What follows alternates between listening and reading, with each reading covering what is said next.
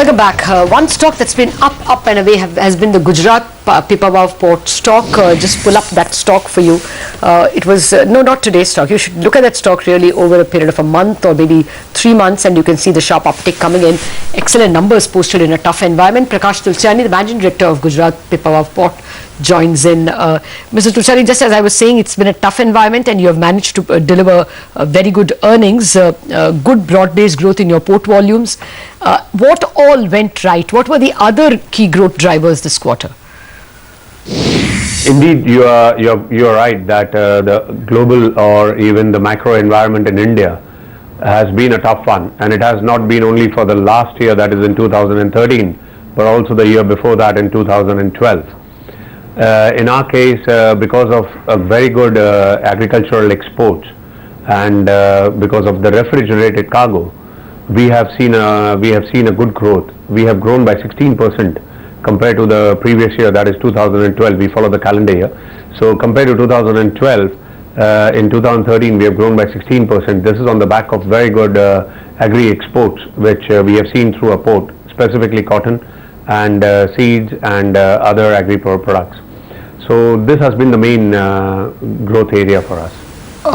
Then what is the outlook on container and cargo volumes in this quarter, the fourth quarter, given the fact that of course there has been a positive turn in the US and European economies? With US and Europe improving, we'll certainly see a lot more exports going out of India, and yes, we can see that the growth has started, and they are on track, whether it is in US or in Europe. And I think US is doing better than Europe. So let me say, when this uptake comes in, we will also see exports improving and the ports doing better. Okay, fair enough. Mr. Tulsiani, what about the rail and inland container depot volumes? What kind of, what kind of improvement and momentum are you seeing there? For India, it's very important to see that the manufacturing activities, you will note, is not all along the coast, unlike many other countries. Specifically, I am referring to China. India has a lot of hinterland growth also. So there are facilities, there are a lot of production areas up north in India, and they need a connectivity. They need to export this or import goods, and ports are extremely important. For this connectivity, rail is extremely important. And this is a unique selling proposition at Pipavav. For Pipavav, if you see, we have developed this rail network in the sense of handling efficiency improvements by bringing in special cranes which can handle trains. And these cranes are able to also ensure that we have quick productivity, the cost is low, and the quick turnaround of trains. Furthermore, in the year of 2013, somewhere around June, July, we had gone in for double stack trains. Now these double stack trains is where we can carry 2 containers on one wagon, and this doubles the capacity for us for evacuation. And this has been a unique one, as I say, and great proposition for Pipavav, because now we can evacuate more containers in a similar train numbers. In fact, if you see in this quarter under review, our number of trains have gone down, but our volumes have gone up, and this is because of the double stack. So this is extremely good for not only the shipping line, but also the exporter, importer, and also the train operators. So it is utilizing your assets even better.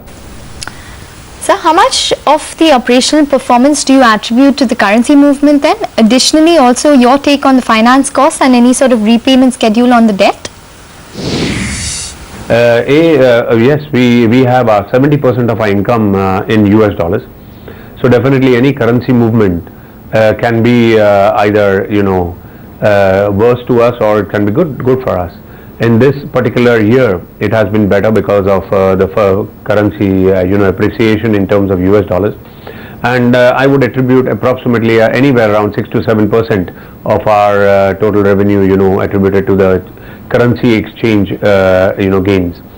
In terms of our loans, which you asked, we have approximately 300 crores as outstanding of total loans, and the repayment schedule is up to 2023. So it's a long term, as an infrastructure companies would have, in terms of loans. So that has been also, done with in Indian rupees, and we are very much comfortable in our debt equity ratio. Okay. All right. Thanks a lot, Mr. Tulsiani, for joining us. Just a word on why Ekta referred to the rupee and the currency gains. You must pull up 1 year of the Gujarat Pipavav stock.